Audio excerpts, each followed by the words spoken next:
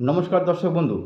দীপাবলির অমাবস্যা অর্থাৎ 20শে অক্টোবর 20 তারিখ লাগছে দুপুর 2:57 থেকে ছাড়বে, তার পরের দিন 4:17 পর্যন্ত।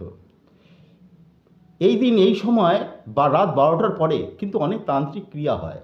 আপনি যদি মনে করেন যে ঘরে বসেই আমরা ছোটোখাটো উপায় করে আমরা নিজেদের যদি সুরক্ষিত রাখতে পারি, তাহলে কিন্তু আপনারা সব দিক থেকেই ভালো থাকবেন।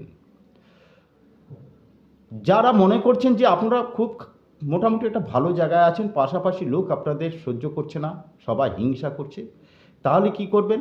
আপনারা ওই দীপাবলি রাত 12টা থেকে 12টার পর আর কি 12টার পর এই কাজগুলো করতে হয়। আপনার একটা পিতলের বাটির মধ্যে আপনার কর্পূর জ্বালিয়ে দেবেন। সেই কর্পূরের যে ছাইটা পড়ে থাকবে ওই দিনই একটা কণ্ঠিতে শুধু একটা টিপ দেবেন। আর প্রতিদিন নিয়ম করে এক টানা 45 দিন এই টিপ কণ্ঠিতে একটা করে টিপ দিতে থাকুন। দেখুন আপনার শত্রুও নাশ হবে এবং কেউ আপনাদের দিকে নজর ফিরেও তাকাতে পারবে না। নমস্কার।